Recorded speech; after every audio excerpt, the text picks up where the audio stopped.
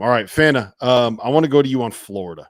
The Florida Gators, how do you beat them? Why do they suck? How do you make this thing? How do you end the Todd Golden season if you see him in the NCAA tournament?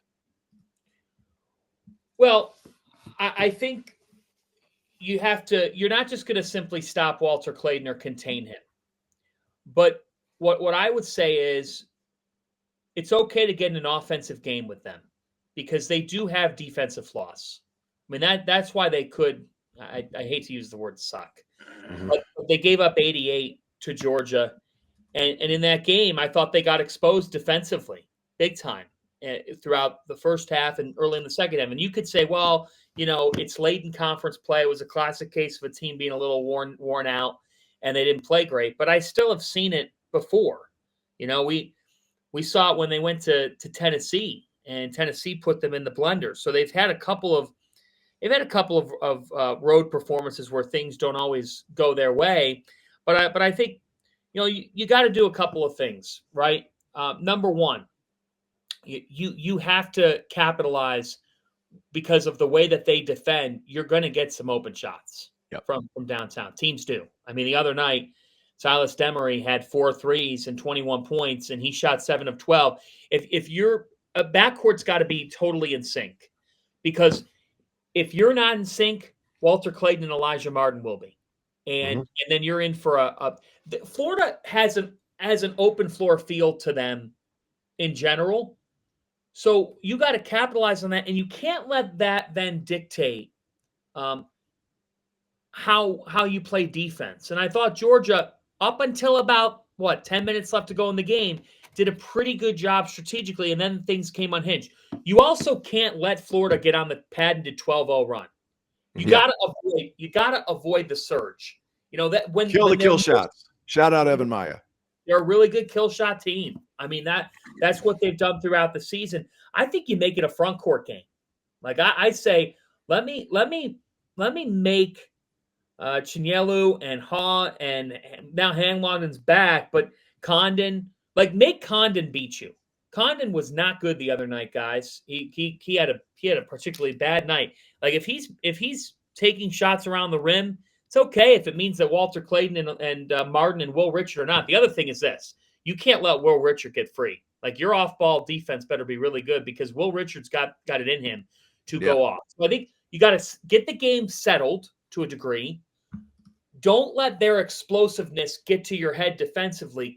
Stay in front of them, and make them defend you, because I still wonder at times this season about how strong of a defensive team they've been. If you look at their big wins, guys, like the win over Auburn, they had an elite offensive day. They scored 90 points. Some of their biggest wins, they've had outstanding offensive performances. Get the game settled to your liking.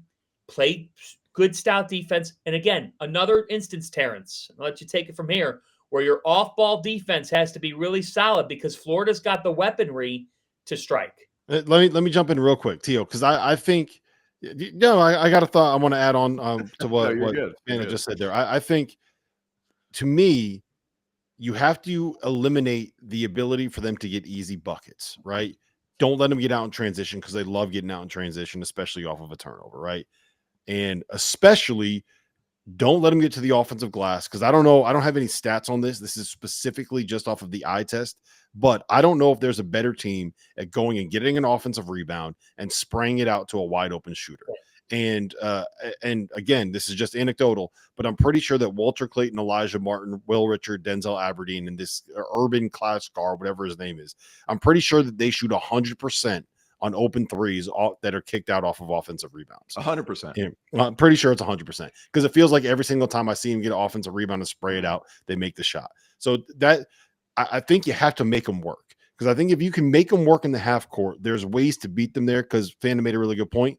It's not like Ruben Chinyelu and I love Alex Condon, but it's not like Alex Condon and Huff and these guys are necessarily they're not Cooper Flagg and Janai Broom. They're good players. They play their nuts off. They get to the offensive glass.